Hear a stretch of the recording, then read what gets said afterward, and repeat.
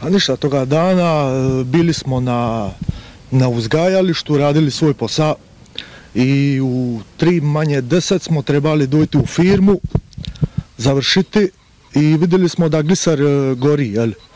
I ništa, pošli smo vidjeti što je, jer nam nije bilo jasno.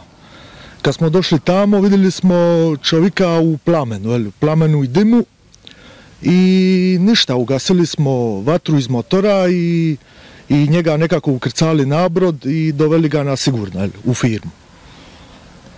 Josip Košta je taj koji je hrabro skočio na glisar dok su okolni nautičari gledali i pogasio čovjeka koji je doslovno gorio. Recite kako je to bilo? To je bilo sekunda, to je bio djelić sekunde vremena, što bi svaki čovjek normalan napravi na tome mjestu. Došli smo na gliser, vezali se uz njega, dečki, škic mi je da aparat za gasa na gliser i ugasi ono što je bilo u plamenu. Čovjek je bio u kabini i gorio? Je, bio je puno peklina, majica u plamenu, hlače u plamenu. Nevjerovatna situacija. A sa okolnih plovila, bilo ih je 15-ak, ljudi su to ne kažemo onako...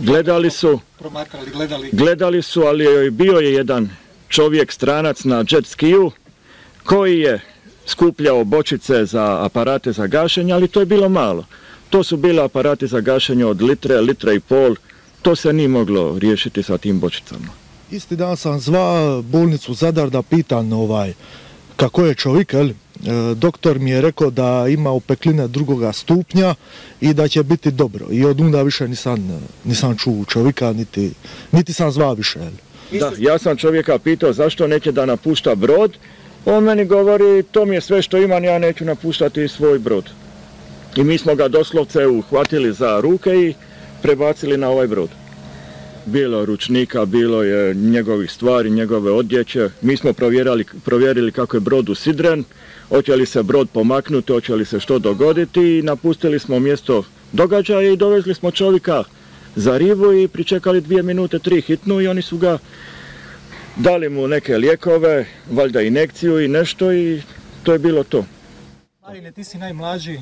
Ja. Čujem da su i vaši pretpostavljeni iz Kromarisa javili vam se i čestitali na tom doista junačkom dijelu. Pa da, Stradanan je naš bivši rukovoditelj koji je sad u Zadru. Poslana je svima poruku, osobno je rekao svima kako smo to dobro odradili junački i što je rekao samo tako. Da, rekao samo tako nastavite i to je to. Šta su vam rekli doma nakon što ste ispričali se to dogodilo? A mislim se su ispravo bilo to šok nevjerica, jer je to baš zapravo tako, jer je to doslovno bilo filmski. I ništa tako, bilo je malo poslije šale na to, na junaštvo i tako to, ali eto.